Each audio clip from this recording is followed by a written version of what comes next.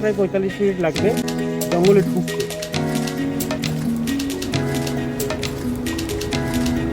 Hello friends, কেমন আছেন আপনারা সবাই? আশা করি সবাই খুব ভালো আছেন। Welcome back to our new blog. শীত তার যাবে যাবে করছে আর আমরা সপরিবারে চলে গেছিলাম বনবিবির দেশে। হ্যাঁ, ঠিকই ধরেছেন, আমাদের পশ্চিমবঙ্গ তথা ভারতের গর্ব সুন্দরবন ঘুরতে। আমরা সুন্দরবনে 2 নাইট 3 ডেজের প্যাকেজে গেছিলাম। আজকে আমাদের এই ইনফরমেটিভ ভিডিওতে থাকছে সুন্দরবন গোটা ট্যুরে কি কি ছিল, কেমনভাবে গেলাম, কোথায় ছিলাম, কি কি খাওয়া দাওয়া করলাম, কি কি দেখলাম এবং কি কেনাকাটা করলাম তার সমস্ত ডিটেলস।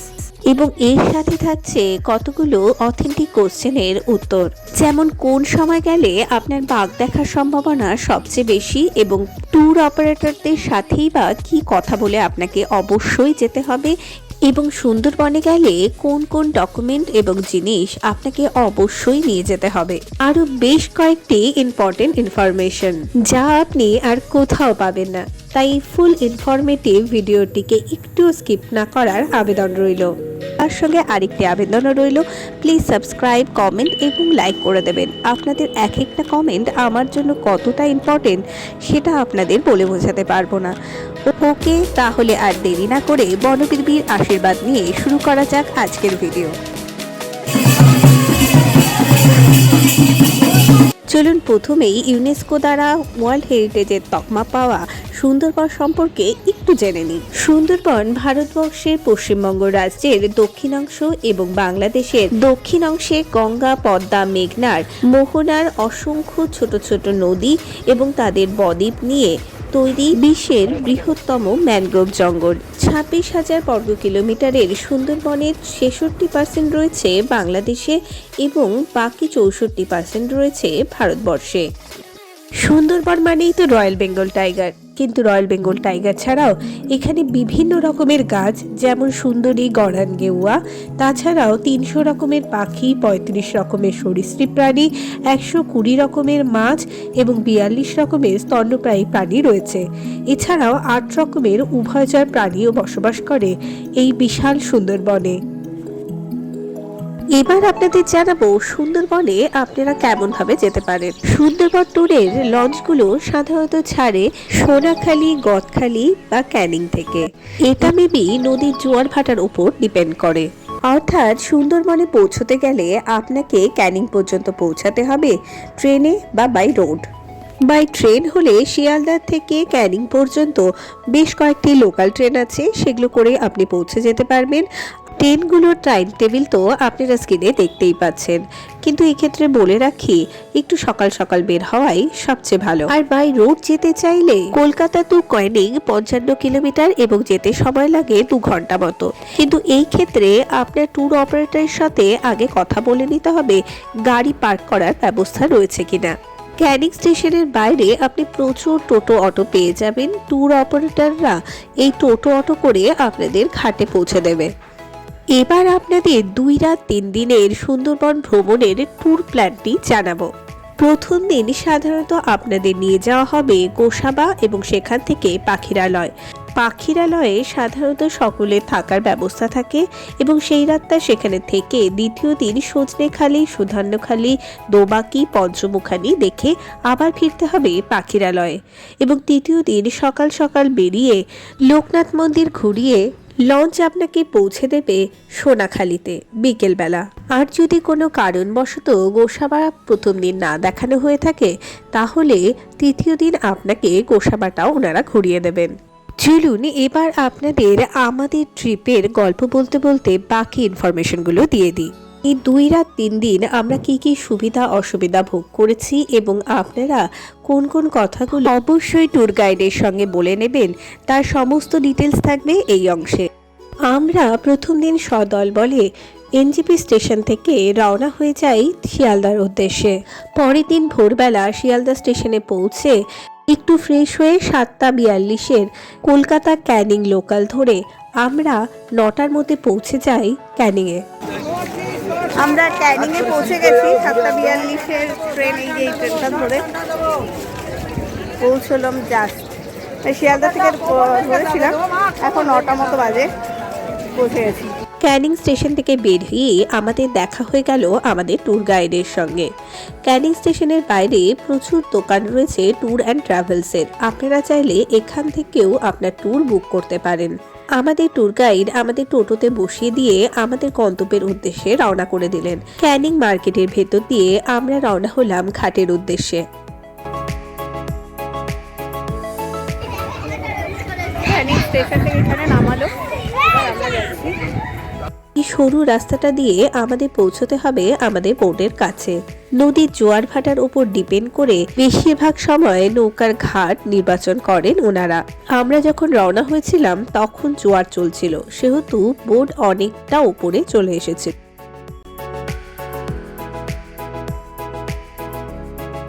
আমাদের সুন্দরবন ট্যুরটা আমরা বিশ্বাস ট্রাভেলসের আন্ডারে শর্মিষ্ঠা 2 এই বোটটির মধ্যেই কমপ্লিট করেছিলাম। গোটা সুন্দরবন ট্রিপে বেশিরভাগ জায়গাতে ঘাট রয়েছে, কিন্তু 2-1 জায়গায় ঘাট নেই। সেখানে এমনভাবে বোটে ওঠানো হয়, বেশ ব্যালেন্স করে বোটে উঠতে হলো। বোটে উঠেই চারিদিকে সবুজ জঙ্গল এবং নীল জল দেখে মনটা আনন্দে ভরে উঠল। আমরা সকলে বোটে ঢোকার সাথে সাথে মাঝি সেরে নিলেন তার দৈনিক পুজো। বোটের এই অংশটিকে ওনারা দেবতা স্থান দেন। পুজো সেরে রওনা হয়ে গেলাম আমরা সুন্দরবনের উদ্দেশ্যে। এমবি শর্মিষ্ঠা 2 এটি ছিল আমাদের বোটের নাম।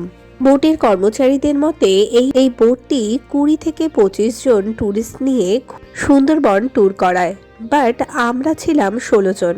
বোটে ট্যুরিস্ট কম হওয়ার সুবিধে এবং অসুবিধে দুটোই কিন্তু রয়েছে।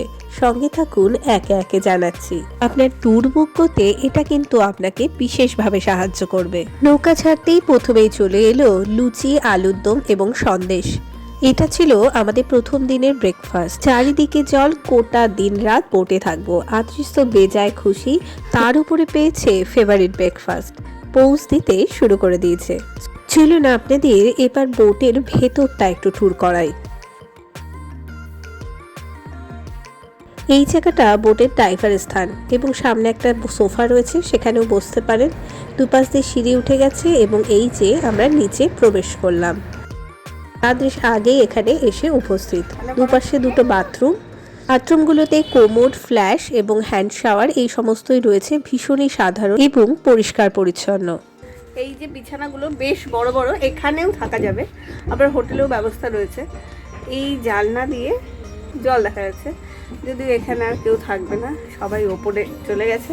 ব্রেকফাস্ট অলরেডি দিয়ে দিয়েছে। সবার লাগেজ রেখে যে যার মতো চলে গেছে। বিছানাও ওপরে এবং নিচে রয়েছে। এই যে আদৃশ মই বেয়ে উঠছে, এটা হচ্ছে ওপরের বিছানা এবং নিচেও কিন্তু বিছানা রয়েছে। এখানে এই যে বালিশের স্তূপ রয়েছে। বিছানাগুলো রেডি করা হচ্ছে। এই বেডগুলো ক্রস করে সোজা বেরিয়ে গেলেই সামনেই রয়েছে ইনাদের কিচেন। চলুন একবার কিচেনটা ঘুরে আসি। ব্রেকফাস্ট দেওয়া হয়ে গেছে, লাঞ্চের প্রস্তুতি চলছে। সুন্দরবন ট্যুর মানে একটা রিল্যাক্সিং ট্যুর। বোটের ওপরে বসে নদীর বুকে ভাসতে ভাসতে রকমারি খাওয়ার দাওয়ারের সাথে গভীর জঙ্গলের মাঝে হারিয়ে যাওয়ার এক অনন্য অভিজ্ঞতা। আমরা যে ট্যুর অ্যান্ড ট্রাভেলসের আন্ডারে সুন্দরবনে গেছিলাম তার ফোন নাম্বার আমি নিচে ডেসক্রিপশন বক্সে দিয়ে দেব, চাইলে চেক করে নিতে পারেন। ব্রেকফাস্ট শেষ করে আমরা যখন যে যার মতন প্রকৃতির সৌন্দর্য এবং রোদের আমেজ নিচ্ছি, ঠিক সেই সময় এসে হাজির হলো গরম গরম চা এবং তার সাথে আমুদি মাছের কুড়মুড়ে ভাজা। এ এক আলাদা আমেজ যোগ করলো। আমরা বোটে উঠেছি 9:30টার সময়, ছাড়তে ছাড়তে ওই 10টা মতন হয়ে গেছে। এর মধ্যে দুবার চা হয়ে গেছে, আর এখন এসছে এই যে নদী আলি মাছ ভাজা আর সঙ্গে চা, মানে যা যেরকম পছন্দ চা। তখন রচা ছিল, দুধ চা দিতে পারেনি ওরা, তো এখন চা। আমাকে বিধ্বস্ত লাগছে দেখতে। চলুন এবার আপনাদের জানাই সুন্দরবনের পিক সিজন সম্পর্কে। যদিও সারা বছর সুন্দরবনে প্রচুর পর্যটক আসেন, কিন্তু তাও এর পিক সিজন হলো নভেম্বর টু মার্চ মাস। এই সময় এখানকার ওয়েদার বেশ ঠান্ডা থাকে। আর জুন জুলাই মাসে প্রচণ্ড বৃষ্টি। এই সময় অবশ্য ইলিশ উৎসব হয়। আপনি যদি ইলিশ মাছ খেতে ইচ্ছুক হন তাহলে আপনি এই সময়টায় যেতে পারেন। বছরের আর অন্যান্য সময়গুলোতে গরম থাকে, বাট প্রকৃতির এই অসম্ভব সুন্দর মিষ্টি হাওয়া দাবদাহকে অনেকটাই ম্লান করে। এই তো গেল সিজনের কথা। এবার বলবো কোন সময় গেলে বাঘ দেখার সম্ভাবনা সবচেয়ে বেশি। আমাদের যিনি গাইড ছিলেন উনি বললেন মরা কোটাল যেই সময় থাকে সেই সময় বাঘ দেখার সম্ভাবনা সবচেয়ে বেশি। মানে ওই সময় পাড়টা সব থেকে বেশি বড় দেখা যাবে এবং বন্যপ্রাণীরাও পাড়ে আসবে সবচেয়ে বেশি। তাই বন্যপ্রাণী দেখার শখ থাকলে এই সময়টাকে বেছে নেওয়াই সবচেয়ে ভালো। কথা বলতে বলতে আমাদের লাঞ্চ চলে এসেছে। আমাদের লাঞ্চ ফিনিশ হলো। ভাত, বাঁধাকপি, আলু ভাজা, ডাল আর পাশে মাছ ছিল, পাঁপড়, চাটনি, এই সমস্ত। আমাদের গোটা ট্রিপে খাওয়া দাওয়ার টেস্ট কিন্তু অসাধারণ ছিল। আর এত পরিমাণ খাবার ওনারা দিয়েছেন, সঙ্গে হজমের ওষুধ না থাকলে বিপদে পড়তে হতো। সুন্দরবন ট্রিপে সাধারণত গোসাবাকে প্রথম দিন দেখানো হয়, কিন্তু কোনো কারণবশত আমাদের প্রথম দিন গোসাবা দেখানো হয়নি। গোসাবা আমরা থার্ড দিন দেখেছিলাম। আমাদের সোজাসুজি পৌঁছে দেওয়া হলো পাখিরালয়ে। চায়ের সঙ্গে একটা সুন্দর সূর্য অস্ত দেখতে দেখতে আমরা পৌঁছে গেলাম পাখিরালয়ে। পাখিরালয়ে আমাদের থাকতে দেওয়া হয় মধুবন হোটেল নামে এই ছোট্ট হোমস্টে টাইপ হোটেলটিতে। হোটেলটি বেশ পরিষ্কার পরিচ্ছন্ন এবং ছোটখাটো। রুমগুলো মাঝারি সাইজের, ডাবল বেড, ট্রিপল বেড এরকম রয়েছে। আর এই জায়গাটায় খাওয়া দাওয়ার ব্যবস্থা করেন ওনারা এবং রাতে ঝুমুর নাচের আসর বসে উঠোনে। চলুন এখন একটু রুম ট্যুর করে নেওয়া যাক।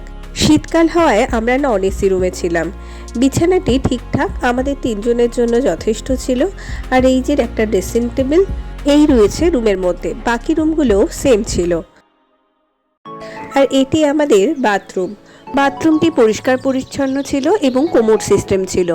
শাওয়ারের ব্যবস্থা ছিল, বাট গিজার ছিল না। গরম জলের জন্য 10 টাকার পরিবর্তে 1 বালতি গরম জল পাওয়া যাচ্ছিল। আমরা 4:30টার সময় পাখিরালয়ে পৌঁছে গেছি। এখন একটু মার্কেটে বেরিয়েছি দেখার জন্য। বেশ সুন্দর মার্কেটটা এখানে। অন্য আর 4টি ট্যুরিস্ট প্লেসের মতো এখানে খেলনা, ব্যাগ, বিভিন্ন সাজগোজের জিনিসপত্র এই সমস্ত ছিলই।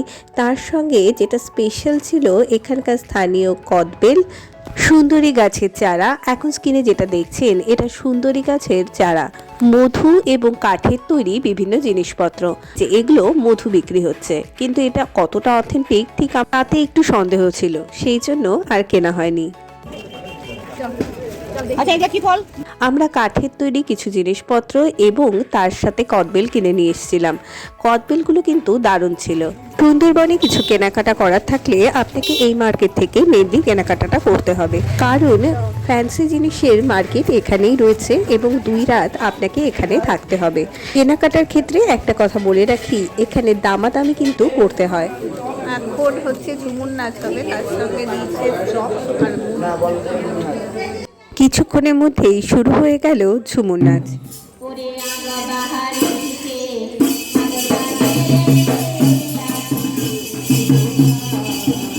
ঝুমুর নাচের আসর দারুণ বসেছিল। একে একে হোটেলের সমস্ত ট্যুরিস্টরা সামিল হলো ঝুমুর নাচে। আমাদের এই নাচ গান প্রায় 1.5-2 ঘন্টা ধরে চলেছিল। দারুণ মজা হয়েছিল। এই শীতেও সবাই ঘেমে নিয়ে একাকার।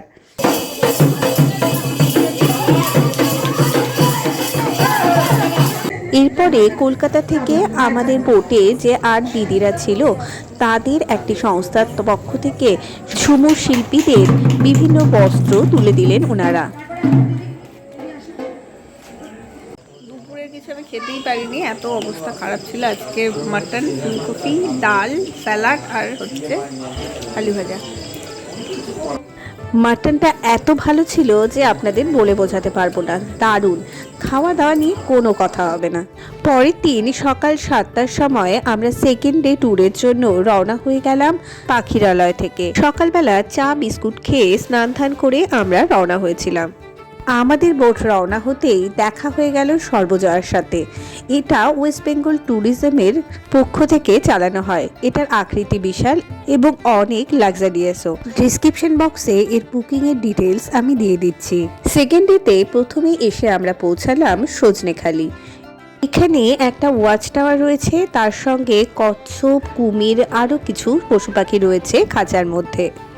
এবং এখানে আমাদের মিট হলো আমাদের ট্যুর গাইডের সঙ্গে। সেকেন্ড দিন ট্যুরের গোটাটা দিনই উনি আমাদের সঙ্গে ছিলেন এবং ওনার কাছ থেকে প্রচুর ইনফরমেশন পেয়েছিলাম সুন্দরবন সম্পর্কে। দেখতে পাবেন আর একটা ক্রোকোডাইল পন্ড আছে, এখানে দুটো কুমির রাখা আছে এবং সুন্দরী গাছ। এই সমস্ত দেখে আমরা এদিকে আর কেউ রিটার্ন করবো না, বোটটা চলে গেছে অন্য জেটি। আমরা এদিক দিয়ে এগুলো দেখতে দেখতে ওই জেটিতে পৌঁছে যাবো। তারপরেও বোটে উঠে আরও প্রায় 45 মিনিট লাগবে জঙ্গলে ঢুকতে। 45 মিনিট যাওয়ার পরে প্রপার একটা চ্যানেল মিলবে যেখান দিয়ে আমরা এন্ট্রি নেবো জঙ্গলে। তো বুঝতে পারছেন যে ওই জায়গায় যাওয়ার আগ পর্যন্ত কিন্তু একটা আর্টিফিশিয়াল জায়গার মধ্যে খানিকটা আমরা থেকে যাচ্ছি। তো আপনারা সবাই একসাথে থাকবেন, তাহলে বুঝতেও সুবিধা হবে এবং যেতে সুবিধা হবে। তো জঙ্গলের ভেতরে যতক্ষণ না যাচ্ছি ততক্ষণ অ্যাকচুয়াল ফিলিংটা আসবে না।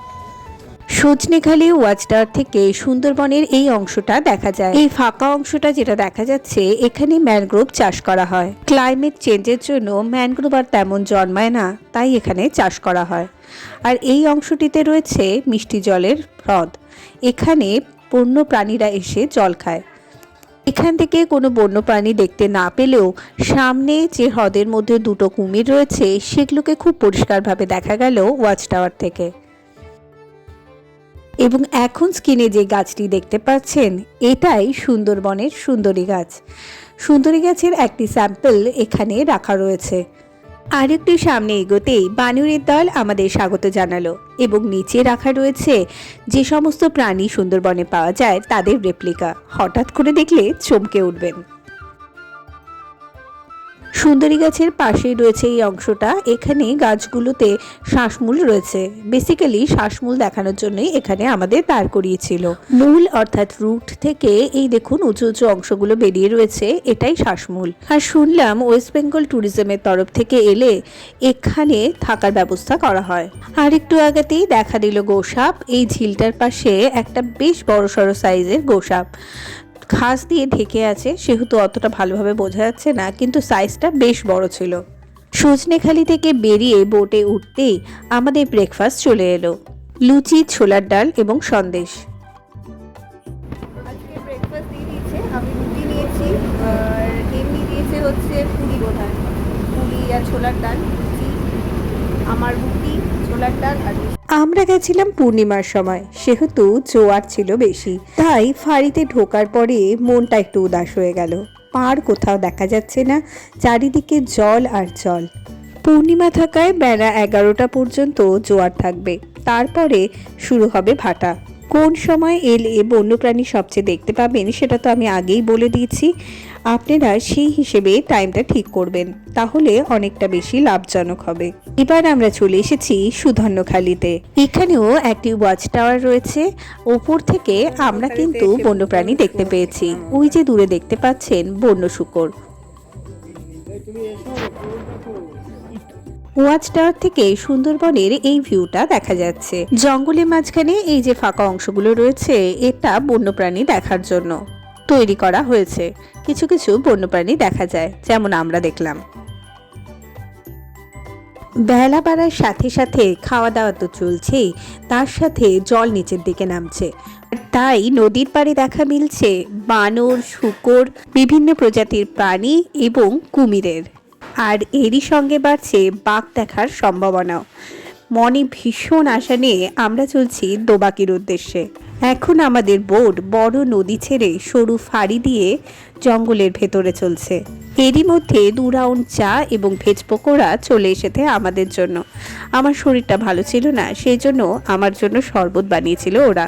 চলুন এই সুন্দর প্রকৃতি দেখতে দেখতে আপনাদের জানিয়ে দিই কি কি কথা অবশ্যই বলে নিতে হবে ট্যুর গাইডদের সঙ্গে।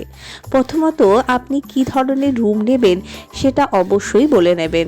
মানে একটা রুমে আপনারা দুজন থাকতে চান কি তার বেশি লোক হলেও হবে, বা গিজার লাগবে কিনা, কোমোড লাগবে কিনা, কীরকম কি ফেসিলিটি আপনার প্রয়োজন, তার সমস্ত কিছু ডিটেলসে আলোচনা করে নেবেন।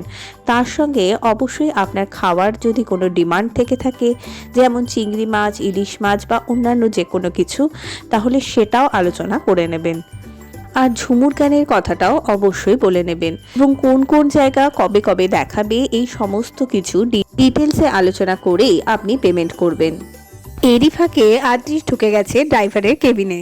এবার বলি কি কি জিনিস আপনাদের আনতেই হবে। প্রথমত, আপনাদের যে কোনো একটি আইডেন্টিটি কার্ড লাগবে। প্রত্যেক পার্সনের আইডেন্টিটি কার্ডটা খুব দরকারি। তার সঙ্গে আনতেই পারেন মসকিউটো রিপেলেন্ট অয়েল, এবং তার সাথে হজমের ওষুধটাও আনা দরকার।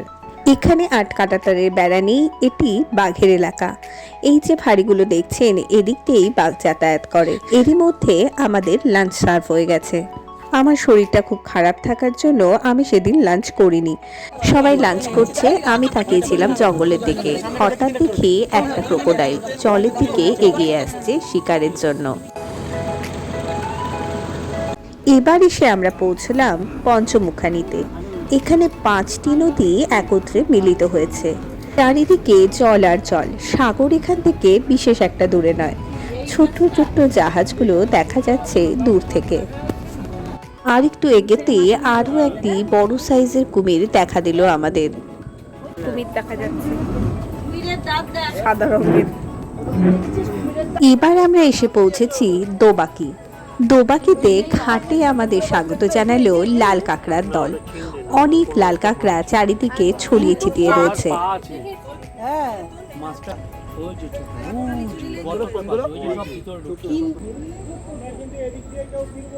পিস টাইপের করা, তো এদিক দিয়ে আমরা যাচ্ছি। এখানে ঢুকতে প্রথমেই আমরা দেখলাম, ঢোকার সময় একটা বড় কুমির, তার সঙ্গে ঢুকতে গিয়ে দেখি প্রচুর কাঁকড়া, লাল কাঁকড়া। আমি ভিডিও করেছি, দেখাবো। এই হলো ব্যাপার। ওই যে কি জানি দেখা যাচ্ছে, যাচ্ছি। প্রথমেই দেখা মিলল একটি স্পটেড ডিয়ারের। চুপ করে দাঁড়িয়ে দেখছে আমাদের। ওই যে ছোট্ট কুমির না, গোসাপ, এটা গোসাপ। তারপরে ঝিলের মধ্যে বেশ কয়েকটি পরিযায়ী পাখি এবং একটি গোসাবের দেখা মিলল। সবাই তো বেজায় খুশি। আরেকটু এগোতেই বনবিবির একটি ছোট্ট মন্দির দেখলাম, এবং তার অপোজিট সাইডেই দেখি একটি হরিণ বসে আছে, জঙ্গলের সঙ্গে একদম মিশে গেছে। দোবাকি ঘোরা শেষ করে এবার আমরা চলছি ঝড়খালির উদ্দেশ্যে। ঝড়খালিতে রয়েছে ওয়াইল্ড অ্যানিমাল পার্ক। এই পার্কটি টিকিট মূল্য 30 টাকা করে। পার্কটির ভেতরে ঢুকেই প্রথমে বাচ্চাদের খেলার জন্য স্লিপ, দোলনা, সিস এই সমস্ত রয়েছে। সুন্দরবনে জঙ্গলে বাঘ দেখতে না পেলেও এখানে বাঘ আপনি শিওর দেখতে পাবেন। এই অ্যানিমাল পার্কটি মেনলি সমস্ত বন্য পশুদের রিহ্যাবিলিটেশন সেন্টার। এখানে মেনলি অসুস্থ বাঘ, কুমির এই সমস্ত কিছুর ট্রিটমেন্ট করা হয়, এবং তারা সুস্থ হয়ে গেলে জঙ্গলে ছেড়ে দেওয়া হয়, না হলে অন্য চিড়িয়াখানায় ট্রান্সফার করা হয়। এখানে 3টে বাঘ রয়েছে, যে ট্রিটমেন্টের জন্য এখানে রাখা হয়েছে।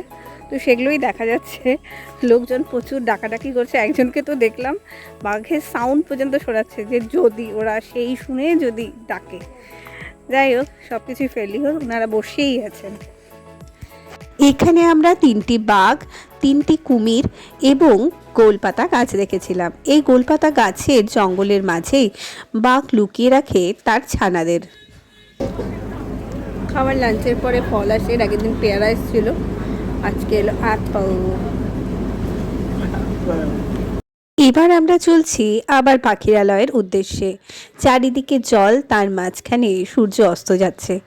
সত্যি এই দৃশ্যটা কিন্তু প্রাইসলেস, অদ্ভুত সুন্দর।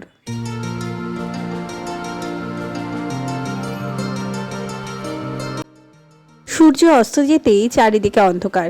বাইরে পূর্ণিমার চাঁদ, বোধের এই মায়াবী আলো, এবং তার সঙ্গে এগ চাউমিন এবং চা। খেতে অদ্ভুত হয়েছিল এগ চাউমিনটি। আর রাত্রিবেলা পাখিরালয়ে এসেছিল চিলি চিকেন এবং ফ্রাইড রাইস। পরের দিন হোটেলে অন্যান্য পার্টিদের জন্য দেওয়া হয়েছিল ঝুমুর নাচ। এগুলো বোটের মধ্যে থাকা নিয়মাবলী, এগুলো আপনাকে রক্ষা করতেই হবে। সকালবেলা 8টার সময় রওনা হয়ে গেলাম। প্রথম দিন যেহেতু গোসাবা দেখা হয়নি, সেহেতু আজকে থাকবে গোসাবা এবং তার সঙ্গে থাকবে লোকনাথ মন্দির। আমরা প্রথমেই পৌঁছে গেলাম লোকনাথ মন্দিরে। আমরা এখন চলছি লোকনাথ মন্দিরের উদ্দেশ্যে। বেশ অনেকটা রাস্তা হেঁটে হেঁটে যেতে হচ্ছে। এখানে আবার কতগুলো রিসর্টও রয়েছে, এই যে এখানে যেমন রিসর্ট রয়েছে একটা, এরকম বেশ কয়েকটা রিসর্ট রয়েছে। তা জঙ্গল না, এই বাড়ি ঘর জমি জায়গার মাঝখান দিয়ে যাচ্ছি।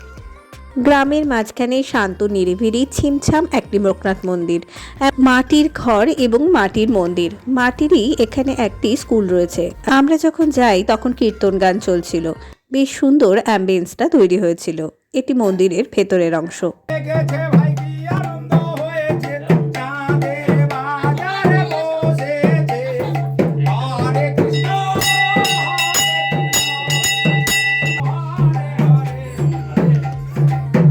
বোটে আসতেই আমাদের ব্রেকফাস্ট সার্ভ করা হলো, আলুর দম, রুটি এবং মিষ্টি। সবাই ডিমান্ড করেছিল আজকে যেন রুটি দেওয়া হয়। ব্রেকফাস্ট শেষ হতেই চিংড়ি মাছের গন্ধ নাকে এলো। একটু নিচে এসে দেখি লাঞ্চের প্রস্তুতি শুরু করে দিয়েছেন দাদারা। আমাদের জার্নি এবার প্রায় শেষের দিকে। আমরা পৌঁছে গেছি গোসাবা। গোসাবাতে মূলত রয়েছে হ্যামিল্টন হাউস এবং রবীন্দ্রনাথের বাংলো, যেটি বেকন বাংলো নামে পরিচিত। আমরা প্রথমে এসেছি বেকন বাংলোতে। 5 টাকা প্রবেশ মূল্য দিয়ে প্রবেশ করলাম ভেতরে। ভেতরে রয়েছে একটি সুন্দর পার্ক বাচ্চাদের জন্য এবং সামনে রবীন্দ্রনাথের একটি বাংলো। 1932 সালে হ্যামিল্টন সাহেবের আমন্ত্রণে রবীন্দ্রনাথ ঠাকুর এই বাংলোতে এসেছিলেন 2 দিন। এখন এসছি গোসাবা বেকন সাহেবের বাংলোতে। ভেতরে ঢুকতে দেন না, মানে এই ঘরটার ভেতরে ঢোকা যায় না, এই বাংলোটার বাইরের দিক দিয়ে ঘুরে বেড়ানো এইটুকু। এখান থেকে কিছু দূরেই রয়েছে হ্যামিল্টন সাহেবের বাংলো। হেঁটে হেঁটেই যেতে হবে। এদিকে প্রচণ্ড রোদ, খিদেও পেয়ে গেছে, তাই আমরা আর ওদিকে না গিয়ে সোজা চলে এসেছিলাম লঞ্চে। লঞ্চে আস্তে আস্তেই চা সার্ভ করা হয়েছিল এবং তার সঙ্গে ছিল চিকেন পকোড়া।